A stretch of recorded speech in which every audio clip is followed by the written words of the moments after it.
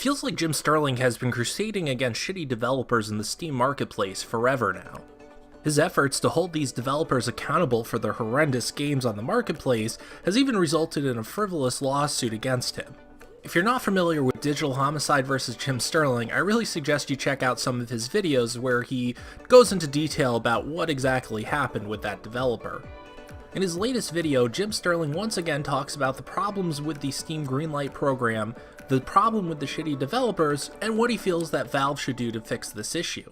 But today, we're going into detail regarding the sentiment that lazy hack job asset flips are the symptom, while the deluded, unhinged hacks making them are the real source of the issue. A source that Valve itself has full power to eradicate almost overnight if it could just get over its aversion to enforcing any sort of fucking rule.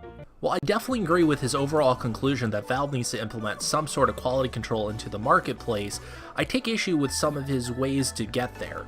Now, this isn't anything against Jim Sterling himself. He makes a lot of great videos and has a lot of good points, even within this video itself. I just feel like he misses the point of the Steam Greenlight program and places blame where it really doesn't belong. His overall point is that shitty games should pretty much be removed from the marketplace and barred from entering it in the first place. Now, part of this I do agree with. He does talk about how there are games that are oversaturating the marketplace that are simply carbon copies of other games, or games with similar titles that will trick buyers into playing them. I do agree that games like this really need to be controlled a bit, because they do oversaturate the market.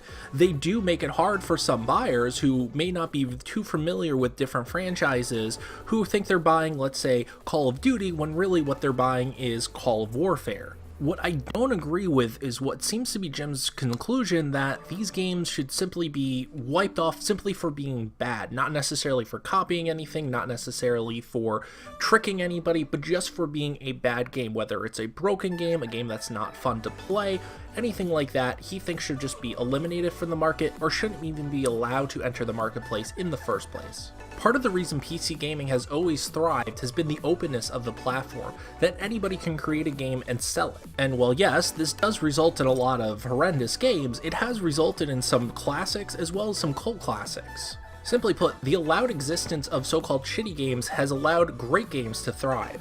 Now, I definitely understand why Jim Sterling thinks this way, especially due to his personal dealings with these horrendous developers.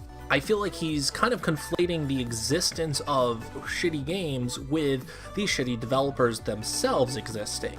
And his idea that if you were to eliminate these games from the marketplace, or again, not even allow them in the first place, it would eliminate these developers. Now, I agree that these developers definitely need to be dealt with. I just don't think that the idea of simply implementing a quality bar is the way to do that.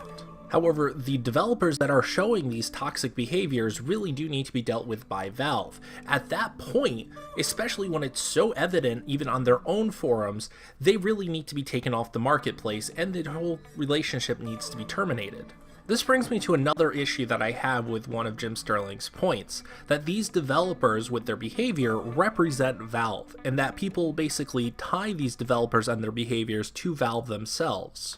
He repeatedly poses the question to Valve, would you hire them, referring to the developers. Now, I don't think this is really fair to Valve. I don't think that these developers necessarily represent Valve to people. Just like in the same way that a shitty developer on the Google Play Store or the Apple App Store doesn't necessarily represent those companies either.